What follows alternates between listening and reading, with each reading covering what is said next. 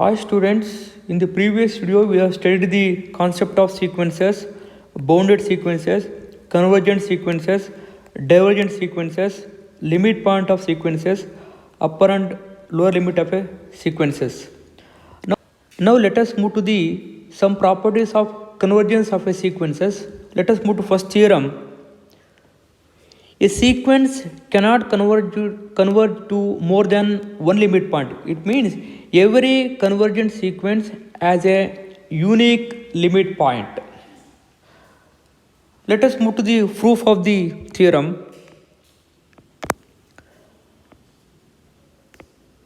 Let the sequence an converges to two different limit points L and L dash. L and L dash are two different limit points. I assumed that so this sequence an converges to two different limit points L and L dash. But here you have to prove that so this sequence has a unique limit point. But here I assumed that L and L dash are the two limit points of the sequence an. An converges to two limit points L and L dash. Since an converges to L, then there exists a positive integer n1 such that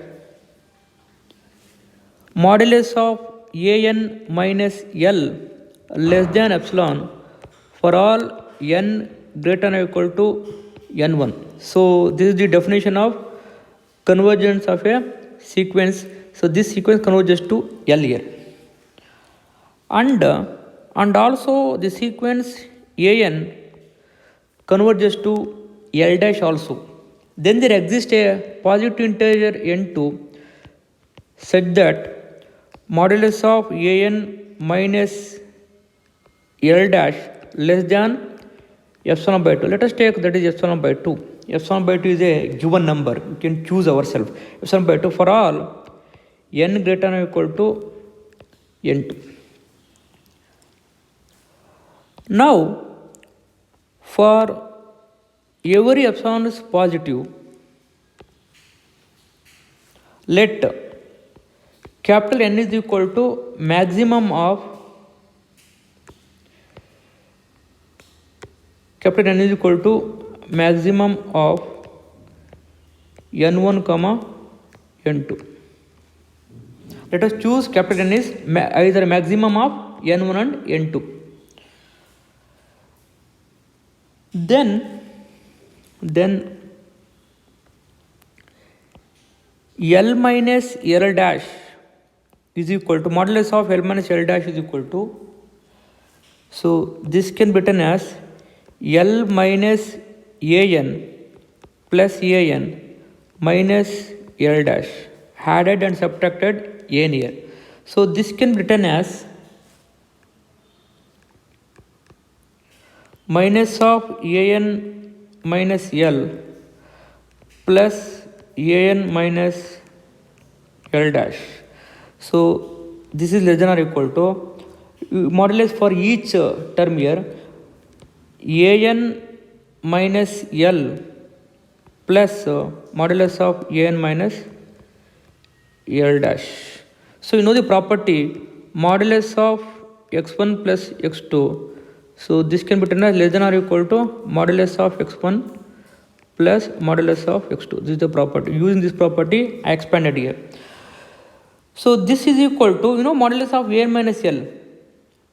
So using 1, that is epsilon by 2 less than epsilon by 2 plus modulus of an minus L dash using equation 2 here, that is epsilon by 2. So epsilon by 2 plus epsilon by 2, that is epsilon.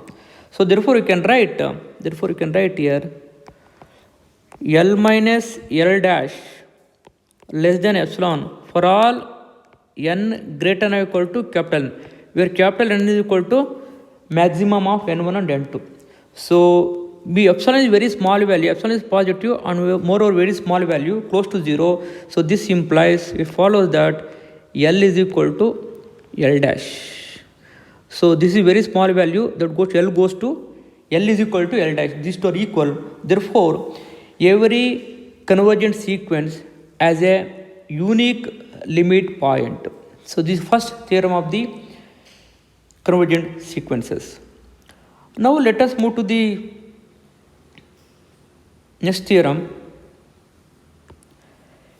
Every convergent sequence is bounded.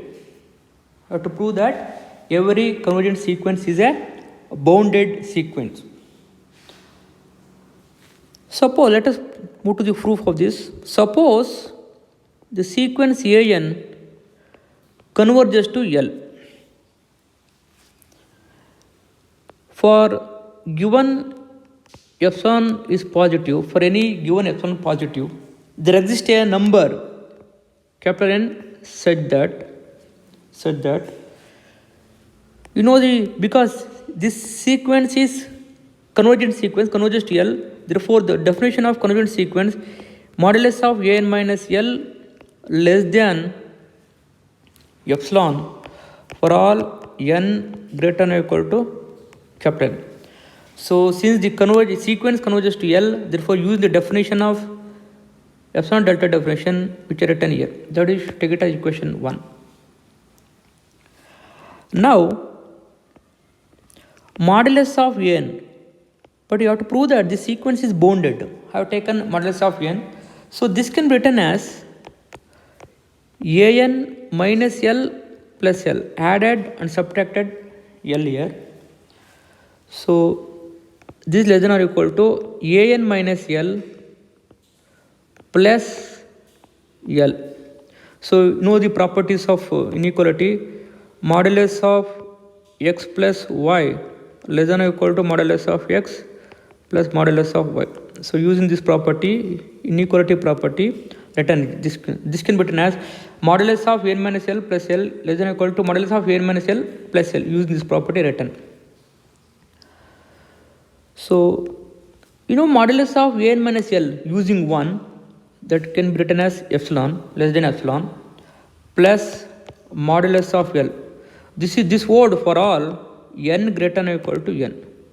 For every n greater than capital N, always this n must be less than of this number epsilon plus modulus of L. Now we take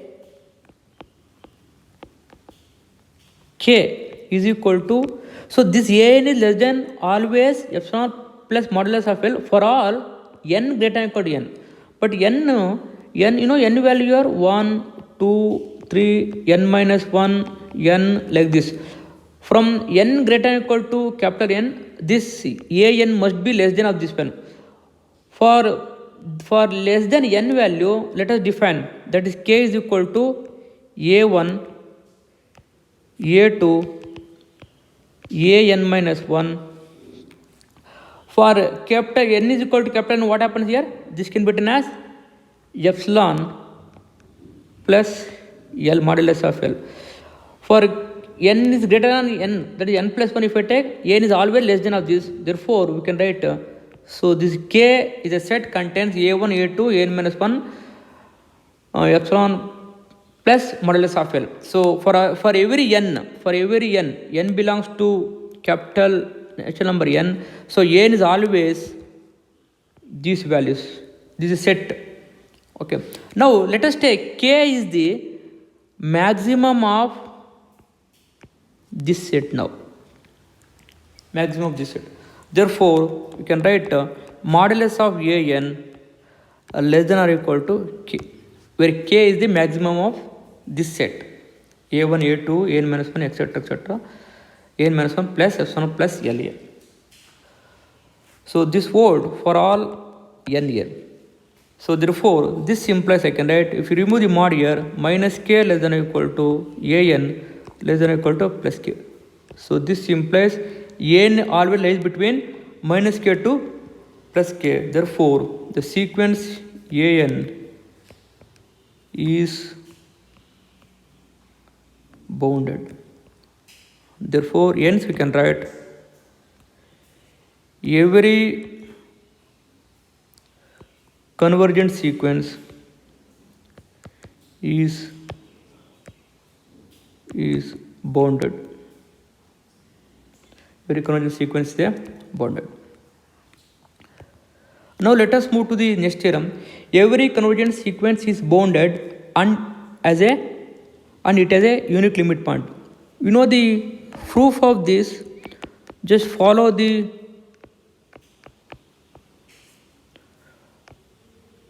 theorems, previous theorems 1 and 2. Earlier I proved that every convergent sequence has a unique limit point, and second theorem says that every convergent sequence is a bounded. So combine the proof of 1 and 2 follows the proof of the 3 here. Just you can refer yourself. Now let us move to the next theorem, Bolzano-Weierstrass theorem. Every bounded sequence has a limit point. So proof is not required. Let us move to the problems here. Multiple choice question. Statement A, every convergent sequence has a unique limit point, is one of the theorem statement here. Second statement is every convergent sequence is a bounded. So what is solutions here? Statement A is true, statement B is false. Statement A is true and B is also true. A is false, statement B is false. Statement A is false, statement B is true. So here second one is the solution, because first theorem says that every convergent sequence has a unique limit point. First statement is true. What is second statement? Every convergent sequence is a bounded. Yes, second statement is also true. This is second theorem. So therefore B is the correct solutions. Now let us move to the second questions here. Bolzano-Weierstrass theorem is every bounded sequence has a limit point. So this statement is correct.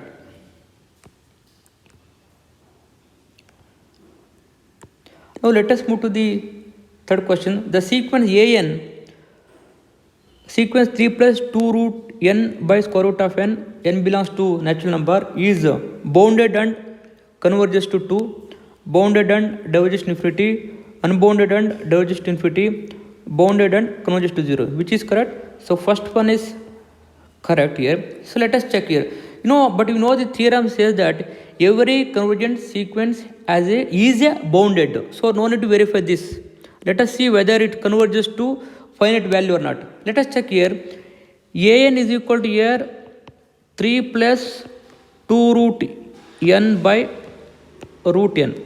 So we can check whether it converges to 2 or 0 or infinity or not. You can check it out through that, by applying the limit here. Limit as n tends to infinity, an, that is limit as n tends to infinity 3 plus 2 root n by root n. When you apply the n tends to infinity, that becomes infinity by infinity form. So therefore root n, take it outside here. Limit as n tends to infinity, if I take root n outside, 3 by root n plus 2 by root n. Root n get cancelled. Now we apply the limits here. That is 3 by infinity plus 2 by 1. So 3 by infinity is 0, 0 plus 2 by 1, that is 2. So what is limit here? So limit point is 2. It means this converges to finite value. So converges to 2, and it is convergent sequence. If it is convergent sequence, automatically we can prove that no need to prove this bounded. It is a bounded sequence. No need to prove that whether it is bounded or not. Every convergent sequence is always bounded. Yes, first solution is correct solution. Even though if you know the limit points, we can go through epsilon delta definition also. Here we don't know limit point. I applied the limit as n tends to infinity. I got the limit point. So limit point is 2. It is a finite value. It converges to, if the sequence is convergent sequence, therefore it is a bounded. Let us move to the next question here. The limit of a sequence an is equal to sequence 1 plus 2 plus 3 etc. n by n square.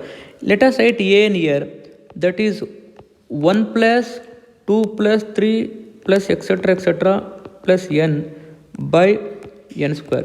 You know sum of first n terms. So that can be written as n into n plus 1 by 2 by n square. This is sum of first n terms. Let us apply the limit. Limit as n tends to infinity. Let us find out the limit point of the sequence here.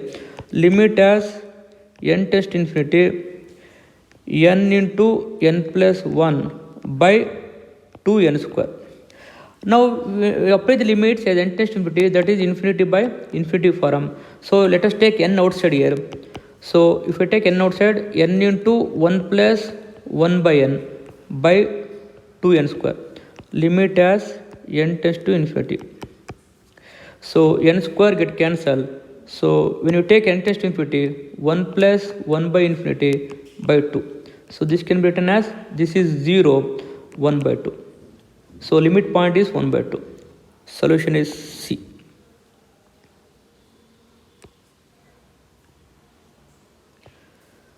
Now let us move to next question.